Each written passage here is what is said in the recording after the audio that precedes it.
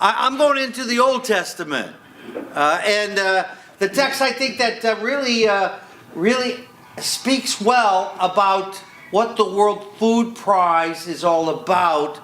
Its collusion with corporate ag and my generation of baby boomer Iowans and older.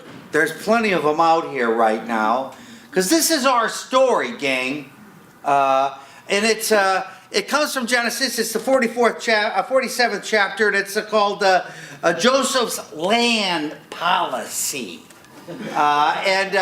It's there right at the end of the book, and man, it's extraordinary. Now you know who Joseph is. He's that guy at the end of the line of the patriarchs. You got Abraham, you got Isaac, you got Jacob, then you got the 12 sons. You want to read about families that got problems. These guys really weren't the nicest people to each other. Joseph, out of jealousy, was sold into slavery to Egypt. You know, that's how the brothers treated each other. Joseph is our story. Because Joseph is the guy that used his God-given gifts. Can't blame him. He was in jail. I'd grab at anything to get out of jail. His God-given gifts of interpreting dreams.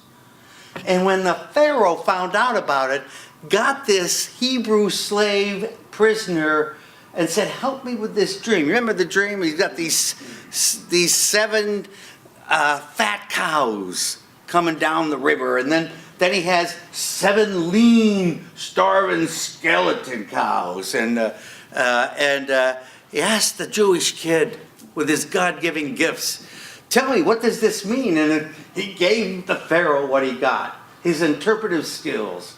And he said, well, that means you're going to have 7 good years. And after those 7 good years, going to be 7 bad years of famine. And of course the Pharaoh said, oh my God, what should I do? What should I do? And he said, who's smarter than Joseph, this kid from Israel? So he made him the head steward of everything. Everything. And now, listen to the policies upon which the people were able to be fed. But what happened to them in the process? And it begins with verse 13 out of 47. He says, since there was no food, the lands of Egypt and the Canaanites were languishing. Joseph gathered in payment for the rations. All of the money in Egypt and Canaan was taken from the people. That was 1 year. And then the next year, since our money is gone, Joseph replied, well, give me your livestock. Does this sound familiar? 2 bad years. So the livestock is gone. Come the 3rd and the 4th years, with our money spent and our livestock's make over by the Lord, there is nothing left to put at our Lord's disposal except our bodies and our farmland. Take us willingly, the starving people said, take us, take us and our land in exchange for food. We'll become Pharaoh's slaves.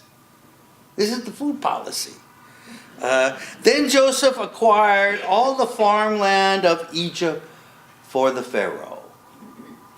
And the people were reduced to slavery. And then an interesting little note, I like this one. Only the priests' lands Joseph did not take over, since the priest lived off the allowance of Pharaoh and that they granted them, and they did not have to sell the priest land. Interesting side note for the clergy, eh? Listen, the World Food Prize exposes the scam of the the plan of Pharaoh. They're all going to feed us. We're all going to get fed. Well, most of us. Well, maybe not most of us. But anybody who's at the end of the process, who's still alive and being fed, your stomachs will be full. But you will be a slave to the system.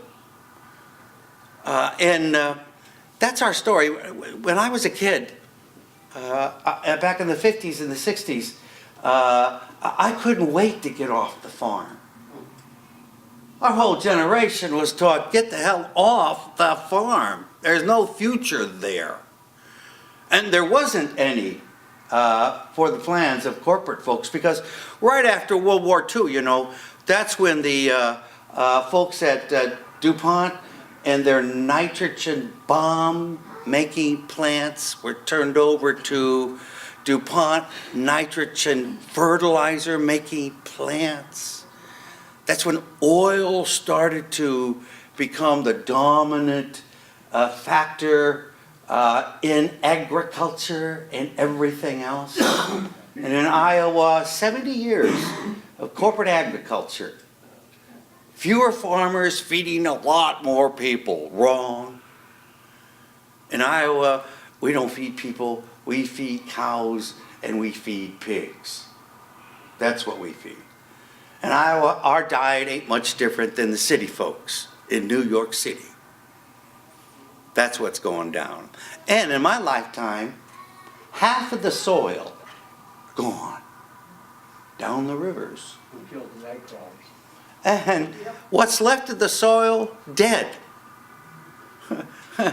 We have to put oil byproducts in, oil stuff to get it out, because the soil itself is dead. One generation, the water is poison. The water is poison. So its story about Joseph is really the story about a generation that's been snookered. We've been snookered by the corporates. And we're all enslaved. That's the point I'm trying to make.